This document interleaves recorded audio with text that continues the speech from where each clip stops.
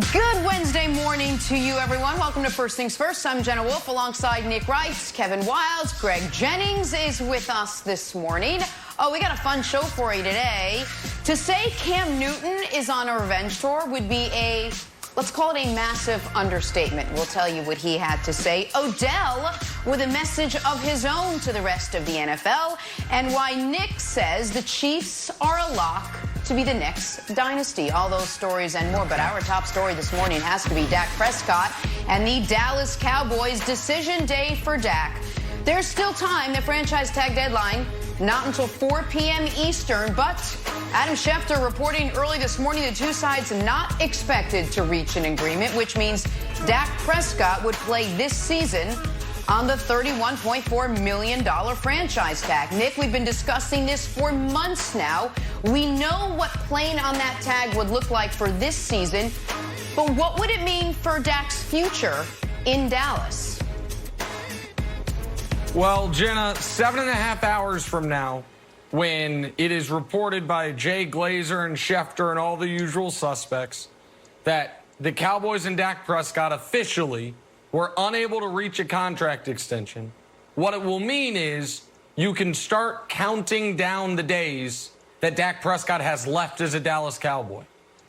If he does not reach a contract extension today, I believe that in 2022 he's playing for a different team. Not next year, obviously not this year, and I understand that seems like a far-out prediction, but the only way to read the decision flow of Dak and his agent when they turned down $100 million guaranteed going into last season, when up to that point in his career he had only made $2 million total playing football, and now when they're going to be turning down a contract that, aside from the Mahomes deal, would have been the record-setting contract in NFL history as far as guaranteed money and average annual value, the only way to read that is that they are dead set on reaching free agency, that they are dead set on Dak Prescott in the spring of 2022 becoming the hottest free agent prospect, arguably, in NFL history.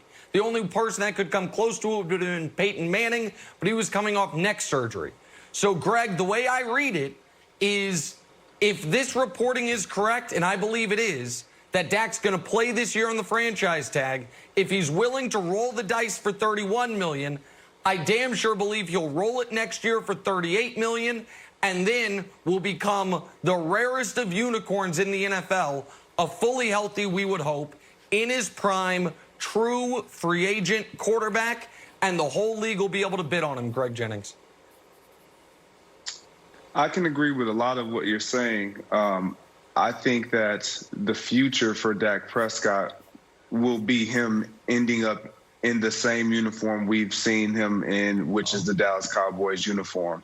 And the reason I believe that to be true is because if they do not come to terms within that window that you just said, 4 p.m. Eastern time today, I truly believe that next year they are going to have to give, if they really want Dak Prescott, because you got to look at who's available and who potentially will be coming out in college, and where you would potentially fall as a team to be able to draft, or how far up you would be willing to move in the draft if you don't have a top pick to grab another quarterback to replace Dak Prescott, to give you the opportunity to win now. Again, the Dallas Cowboys and Jerry Jones are in the business of winning now rather than later. This is why they've been paying everyone else on their roster outside of the quarterback, which is completely opposite of all 31 other teams in our National Football League. But I do believe that next year Dak Prescott will get a deal if they don't come to terms by 4 p.m. Eastern today,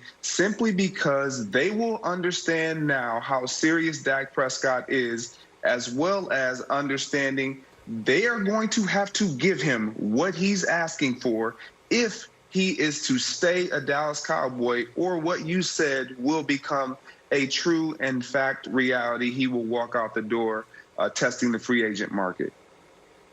Yeah, Nick, I want to ask you a question. Across sports, I'm going to put you on the spot for a list here. Name me the team and the position, best jobs in the world. Oh, okay, so shortstop for the New York Yankees. One could argue once upon a time, point guard for the Los Angeles Lakers, but that's probably not the case anymore. Quarterback for the Dallas Cowboys. Those are your marquee spots, right? I mean, I assume that's what you're leading to, Wildes, is that Dak right now has one of the absolute right front and center on Broadway jobs in the NFL, and that would be baked into his math on this, Wildes, on him not wanting to leave, him not wanting to leave the Cowboys. I assume that's where you're going. That's exactly right. I'll go one step. I'll just make it global. I'll say like striker for Real Madrid, and I think Dak's job is better than that. So you could argue, and I'm going to, that Dak has the best job in sports in the entire world. In the entire world.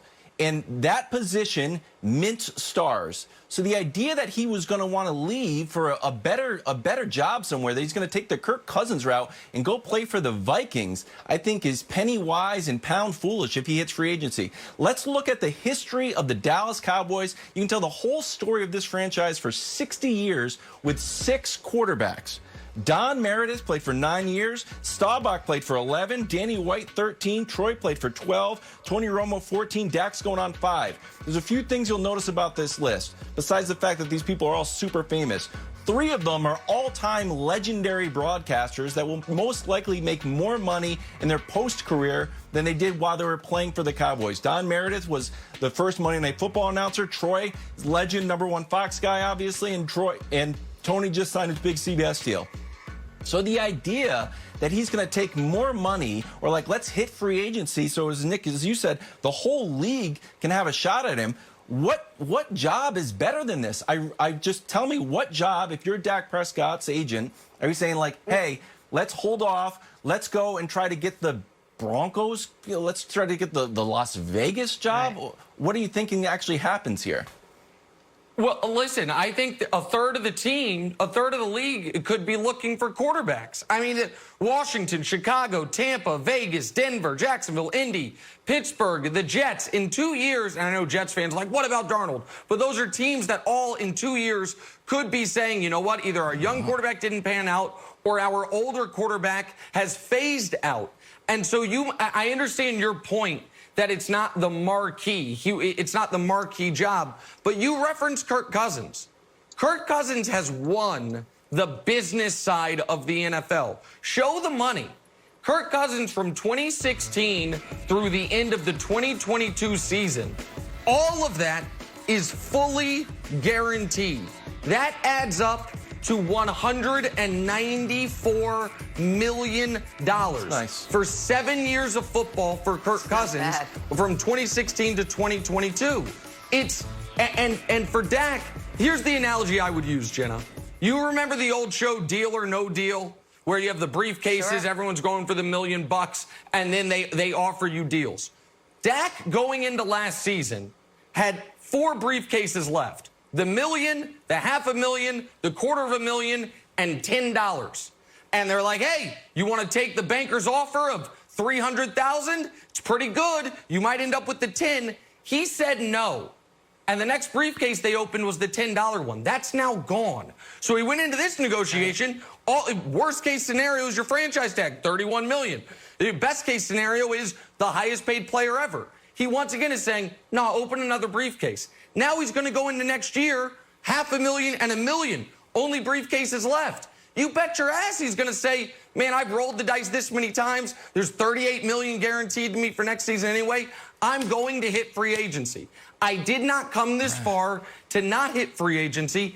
And if he does, even if he wants to stay with the Cowboys have 7 players on their roster that are making $10 million plus this year, next year, and the following year, because they've overpaid. They overpaid Jalen, probably overpaid Zeke, overpaid Amari, paid money their offensive linemen, overpaid DeMarcus Lawrence. So Jenna, if he does hit free agency, I don't think they are going to be able to blow him out of the water with an offer the way other teams would be able to. But the difference between the 4 years the Cowboys are offering and what is it, $100 million guaranteed or somewhere in that neighborhood, and what he could hit in free agency, I mean, we're talking about lumps and sums of money far beyond what we could imagine. Greg, I want to ask you something about what Wildes brought up. You're the former player here. How important is it to the player? How important is nostalgia, the intangibles, the playing for that organization, having one of the best jobs in the world to an actual player? Do you factor that in when you have a choice between quarterback for the Dallas Cowboys or playing the field? To be 100% honest, Jenna, when you're 25, 26 years old, you don't begin to factor that in. You're not focused on that because that's on the back end for the most part that guys start to think about where they are, what it can parlay into, and the opportunities that are provided because of what position that they're in within that organization. When I was with Green Bay, I didn't think about necessarily the legacy that I would have had or all the intangibles that come with being a Green Bay Packer if I ended my career as a Green Bay Packer. That wasn't the thought. The thought was, how can I best take care of my family right now with the position that I'm in currently and give them the best financial stability right now? Not so much looking at the future. And some would say, well, you're not looking deep enough into your future. You're not putting into any forethought, and that may very well be the case when you're thinking of millions and millions of dollars that you can make right now versus banking on the potential of what it can parlay into. And when you're young, it's something about when you're young, you have a prime focus on what's in front of you and what can potentially be in your possession right now. And he's not looking at a booth job. He's not looking at all the endorsements and everything that he could potentially get because of being a Dallas Cowboy quarterback. No, he's thinking about what Patrick Mahomes just got. He's not a Dallas Cowboy quarterback. What Carson Wentz got. He's not a Dallas Cowboy quarterback. What Russell Wilson, all these other quarterbacks, they're not in his position. He understands that. But one thing that they are doing is getting paid, and he just wants to get paid. And if it's with the Dallas Cowboys, that's an addition. Again, it appears no deal will be done. They do have until 4 p.m. Eastern before it becomes official. The other quarterback in the news this morning, a very fired-up Cam Newton, who is clearly embarking on his revenge toward this season. How do I know that? Oh, he's telling everyone. Take a listen.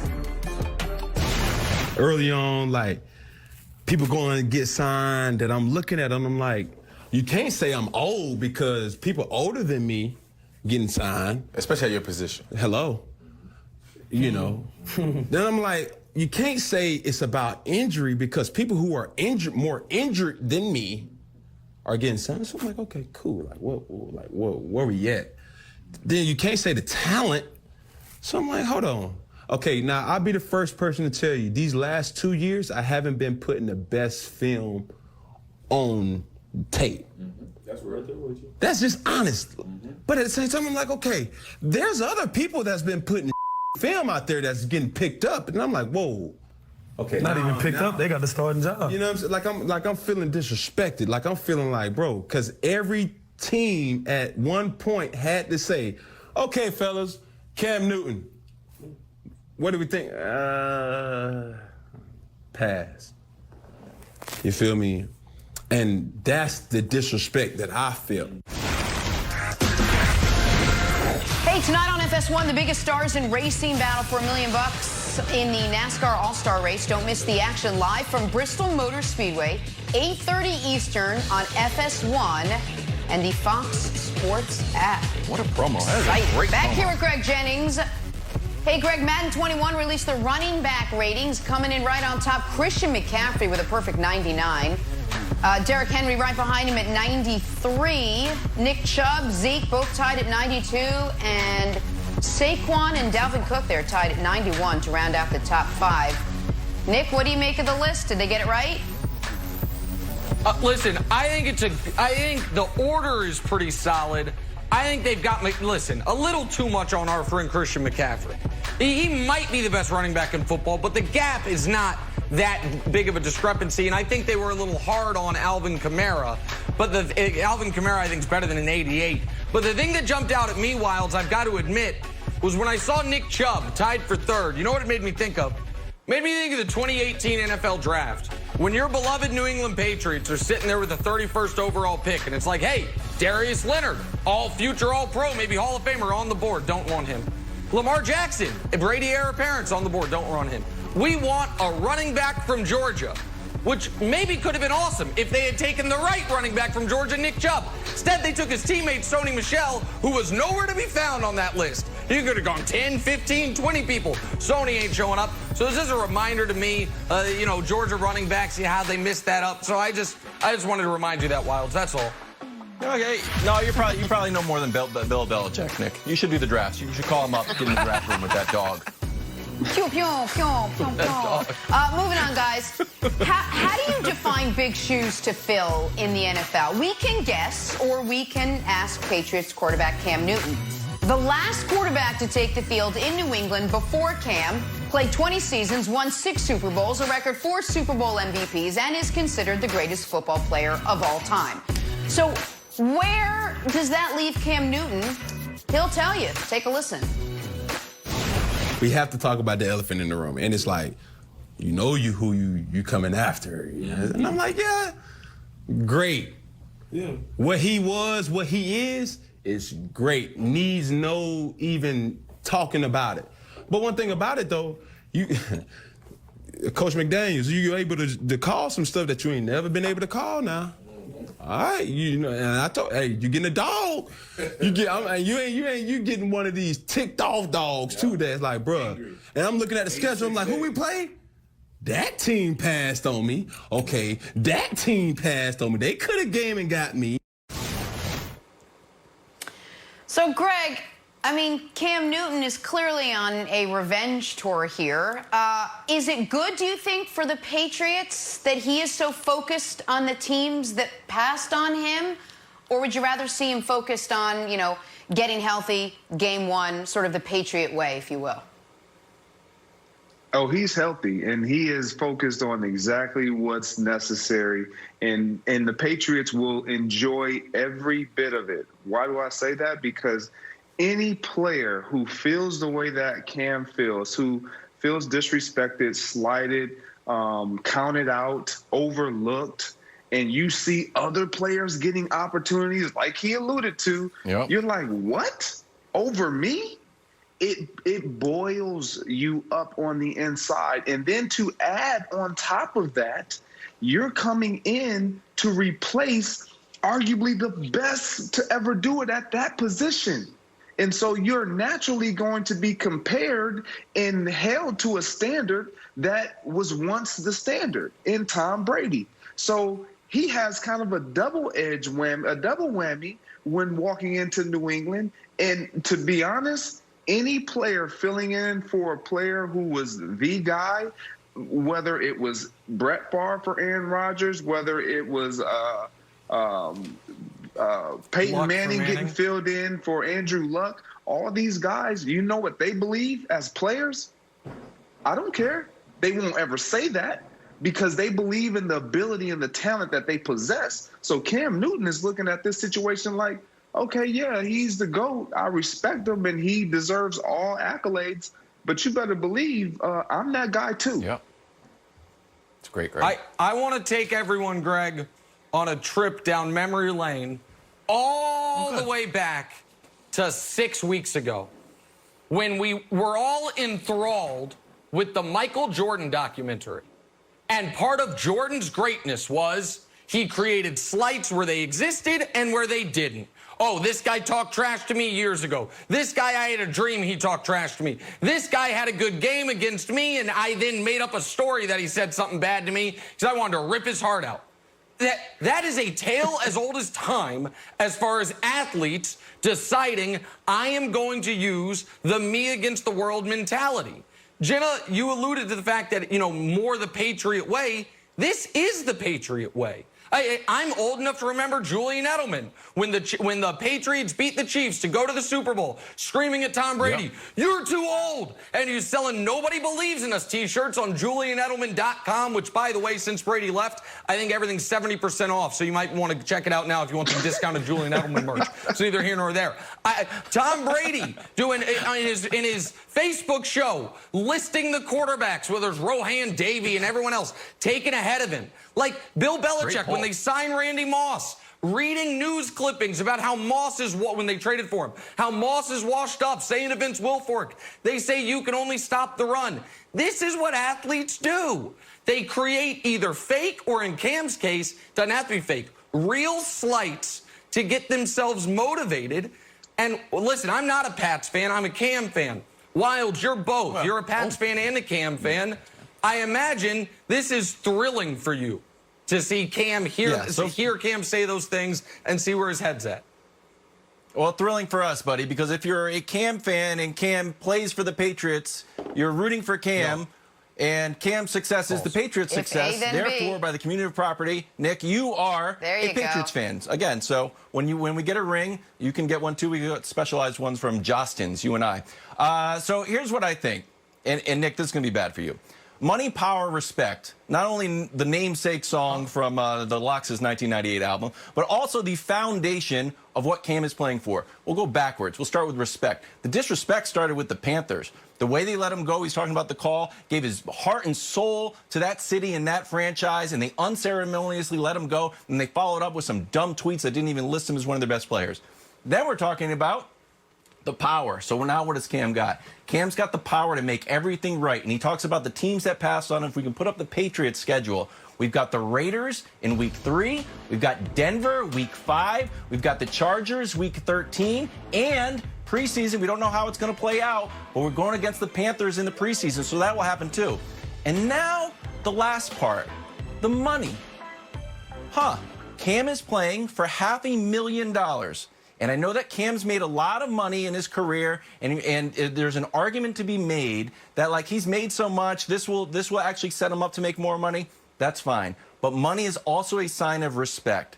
And in week 4, Cam, who is making $500,000, will play Patrick Mahomes, who's making $500 million. That's all we've heard about. So, Nick, although you're a Cam fan, if you don't think the Chiefs are square in Cam's crosshairs, I think you are very wrong, and your Patriots fandom is really going to be put to the test. Well, listen. All right, listen. I mean, you always take it at just 6 steps too far. I was on board with you. I thought the schedule was great. I actually keyed on those 3 exact teams: Raiders, Broncos, Chargers. I had them written down. I thought it was a great point. And then you go to the Chiefs. Like they say, Cam's not upset with the Chiefs. He knew the Chiefs just signed Matt Moore a few days ago for around what Cam's making. Cam didn't want to be a backup. He wanted to be a starter. But, Greg, what makes me sick, and honestly, nauseous, is when I look at that Pats schedule and I say, you got to be kidding me. 10 games at a minimum, the Patriots are going to have the better quarterback on the field. All 6 of their divisional games, they're going to have the better quarterback. The Raider game, they'll have the better quarterback. The Charger game, they'll have the better quarterback. The Broncos game, and I would argue the Rams game. At a minimum, even Jimmy G maybe, but at a minimum, for them, Greg, to go, you were talking about Favre to Rodgers, Manning to Luck. At least those teams had to have the foresight to draft the heir apparent. The Patriots just walking down the street, and it's not like somebody dropped $20. It's like somebody dropped a bearer bond worth $20 million. Like, oh, let me pick that up, even though I'm already the richest man in the world. It's infuriating that they have the best quarterback in the AFC East again, and that they're going to have a quarterback edge in 65% of their football games this year. And you talk about that, and we haven't even talked about the fact that they pick up Cam Newton, and they have who we know to be the best coach in all of football. Like, so put those two together, you have the most motivated player in probably all of football right now in Cam Newton, because of the way he's been treated or mishandled and not given the opportunity. And then you have another always motivated Bill Belichick. You put those two together, it's going to be scary in New England this year. Cam Newton with a double agenda, revive his career and keep the Patriots elite at the same time. All right, let's take a turn. Talk some Chiefs. We mentioned them. This will make me feel Why better. are they now primed for a Super Bowl repeat? We'll tell you. First things first. This makes me feel better. Sticking with the Chiefs, even after signing the aforementioned Mahomes to a $500 million deal. Still sounds like Dr. Evil. KC's bank apparently not broken. There's yet more money to go around, and here's how we know. Yesterday, Chiefs locked up Pro Bowl defensive tackle Chris Jones. 4 years, $85 million with $60 million guaranteed. That prompted Mahomes to tweet, and y'all thought we couldn't. Hashtag run it back. Which Chris Jones then replied to with big facts. Nick, how big of a deal is this in the Chiefs' pursuit of becoming the next dynasty? They're getting all their ducks back in a row. Oh, this is a big deal, and this is thrilling. I don't know how Brett Veach and the front office did it, but they are bringing, quite literally, nearly everyone back. Kendall Fuller, the only significant contributor who's gone. I thought Chris Jones was going to be traded before the draft because I didn't think they were going to be able to make the money work. Why is this such a big deal? Two reasons. First of all, Chris Jones is the second best defensive tackle in the NFL, full stop. Aaron Donald is in a class by himself, and then if you look at sacks, quarterback pressures, the PFF grades, any of the advanced numbers, Chris Jones is better than every defensive tackle in football not named Aaron Donald. They just brought him back. Here's the other reason why it's critical. They now have their entire core of elite players locked up for at least the next 2 seasons. Show it. That's the 7 best players on the team. They are contracted through at least 2021, which means the core of the team is going to have a chance to win not 1, not 2, but 3 consecutive Super Bowls, which has never been done. And NFL history says if you're going to win a bunch, you better do it in bunches. The Patriots, we say they won 6 over 20 years, but they won 3 and 4, took a decade off, then won 3 and 5. And so, Greg, I think Chris Jones was the best player on the defense last year. I think he's one of the most underrated National League players in football. And to get him back on a 4-year deal is a massive coup for the defending Super Bowl champion Chiefs. It is a massive coup, and I agree with everything you said. But even more importantly, it brings that team together in ways that one cannot even imagine. To have a quarterback get signed for $500 million and then to turn around and sign who we all knew was an integral and marquee part of that the success of that team, specifically on the defensive side of the ball, and you make an effort to say, no, we're gonna retain you and we're gonna give you a large piece of this pie. That sends a message to everybody in that locker room, and they understand that, look, these guys are for us. So we got to do this again. And when our turn comes, hopefully we get the opportunity that everybody else is getting. And that's exciting as a player. Forget everything else. They're going to bring their nucleus back. They're going to keep rolling this thing, especially if they can keep finding ways to retain players like Chris Jones. Hey, Nick, carpe diem. I think you got a fair point. Seize the day. Try to make this dynasty happen. I don't think it's the right move. Neither does Bill Belichick, who currently has the dynasty championship belt around his waist while he's filming that Subway commercial. But look, the first rule of having a dynasty is like Fight Club. Don't talk about the dynasty. The second rule is don't talk about the dynasty. And the third rule is don't lock people into long-term guaranteed contracts. That's what Bill Belichick did. You guys want to go another route. Let's talk about Chris Jones's tweets here. He's not listening to the first rule of Bill Belichick Fight Club, which is, oh, let's go. The dynasty continues. You guys don't even have a dynasty yet. I don't know, what are we talking about, unless it's a Madden season he's in the middle of. Then he continues, run it, Sack Nation, run it back. I'm happy that he got his money. I love you, Chiefs. Great. Promise to bring you more championship rings and a Defensive Player of the Year. You know what? I believe in speaking into existence. The championship rings promise I like too. But, Nick, I dug up an old clip. Not many people have seen this clip. I was like, you know what? This sounds familiar, this championship ring stock. I don't know if you've ever seen it, but if we could play it, Hubs, we'll get Nick's reaction to this. But we also know you three kings came down here to win championships. Not one, championships. Not two. LeBron, tell us about that. Not 2, not 3, not 4, not 5, not 6, not 7. It's a little scene video, Nick. I don't know if you think if you've ever seen it or your reaction to it. And do you think the Chiefs are headed down the same path as the Heat, who went on to win 7 championships?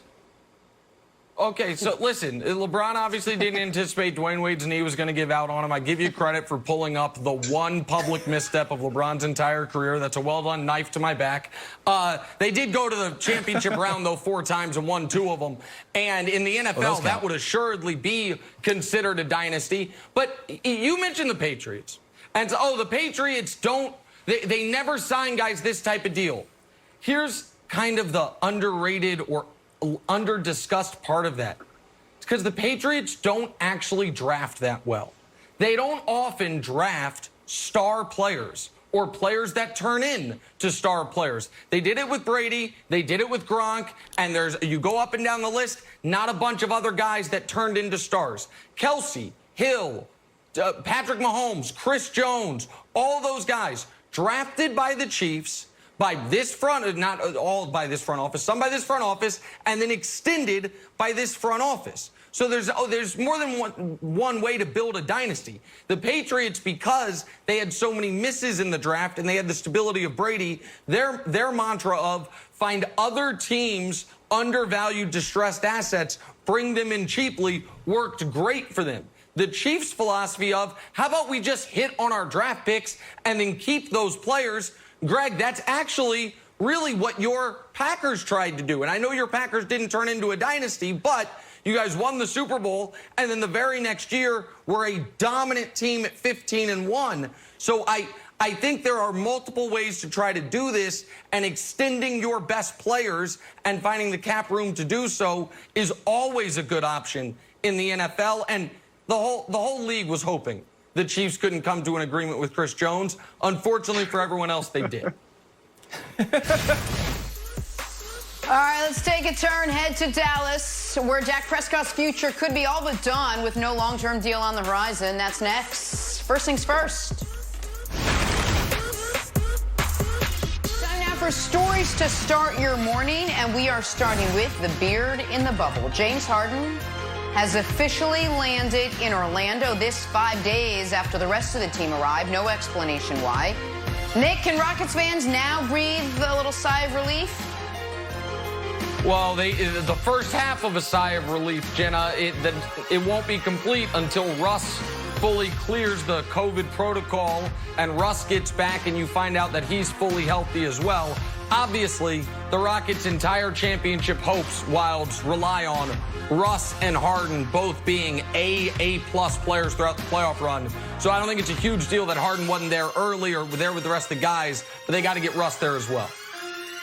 Yeah, I'm looking forward to Russ's return. We see Donovan's back in the bubble, and he looks great, and Jokic just came back too, so speedy recovery to Russ. Yeah, it could have been a huge concern if it would have got any longer. Moving on to some football, where Blonde is back. Odell Beckham has officially returned to his unnatural hair color, with OBJ saying, quote, "This year, I'm trying to kill. I want the opportunity to catch the ball." Greg, I don't see the connection, but I've also never been a blonde. You expect a big season out of Odell in Cleveland?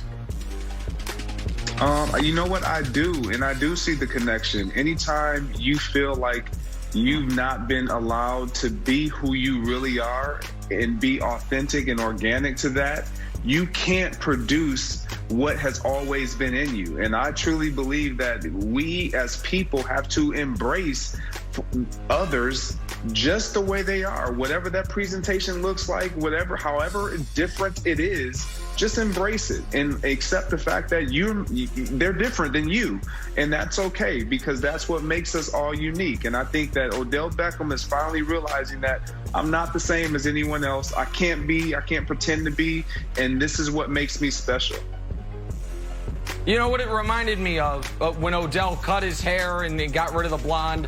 LeBron's first year in Miami, when he's like, I'm going to be the villain. It's like, you're not comfortable being the villain. That's not who you are. Odell got to Cleveland. He's like, oh, I'm going to be more corporate, more buttoned up. That's not who he is. And then LeBron, his second year in Miami, said, man, I'm going to go back to being me. Odell's saying he's going to go back to being him. And by the way, just for the audience, because take integrity is so important, go look up some upstate New York yearbook photos from, I won't tell you the decade, probably the 80s, I would imagine, though. Jenna Wolfe with some blonde streaks, a la the Bangles singers or whomever you loved back then. Look it up. Look it up, America. It's there. It's there. Don't look it up. It never happened. It's true. Yeah, okay. It did. Streaks. Don't look it up. It's not streaks. On to the most recent Cleveland Brown, who's cashing in. 24-year-old defensive end Myles Garrett will reportedly sign a 5-year, $125 million extension. The Pro Bowlers put up 30.5 sacks in his first 3 seasons in Cleveland. Nick, is this money well spent? Oh, it's money well spent. But this story also made me chuckle a bit because the last time we saw Myles Garrett on the football field, he was bonking Mason Rudolph on the head with Mason's helmet. And in the 48 hours after that, the media, for lack of a better term, lost its collective minds. There was discussion about him being thrown in jail. There was discussion about multi-year banishments. It was the most grotesque act anyone had ever seen in the history of the NFL. And before he takes the field again, he's going to become the highest paid defensive player ever. Cleveland's like, we're so concerned about that. Here's $125 million, making you the highest paid guy on the team. Myles Garrett's an unbelievable player. That one incident obviously was a huge mistake by him, but the team, Wilds, knows the caliber of person he is. They're not worried about it. He's a sack-a-game guy the last couple of years. This is money well spent. Yeah, the Browns also had the most cap space, Greg, so they had money to spend. I wonder if they make any more signings as we head towards the season. Yeah, Nick, you hit it right on the head. The Browns understand and know the caliber player that they have in Myles Garrett, but also who he is as a person. They see him every day within that facility. They see him interact with the catering staff. They see him interact with the equipment staff. They see him interact with his teammates, so they know what they're getting in Myles Garrett. Money well spent. All right, moving on to deadline day now with the franchise tag deadline just hours away. Adam Schefter reporting Dak Prescott and the Dallas Cowboys not expected to reach an agreement, which means Dak would play this season on the $31.4 million franchise tag. So, Nick, with that being said, what are the chances the Cowboys eventually just move on from Dak Prescott? Oh, I think what's going to happen is, and I guess it's parsing the language, I think Dak's going to move on from the Cowboys. This deal is not going to get done today. And if it doesn't get done today, Dak Prescott is playing under the franchise tag for this season, which will mean he will go into next offseason with the option to sign a long-term extension with Dallas and only with Dallas, or take $38 million. And by the way, no matter what happens to the cap, no matter the ramifications of COVID, it's $38 million for Dak next year because it's 120% of what he's making this year. So option B is take $38 million and then become the most sought after in your prime free agent in the history of free agency. Because 28-year-old, fully healthy, Pro Bowl caliber quarterbacks simply never hit the market.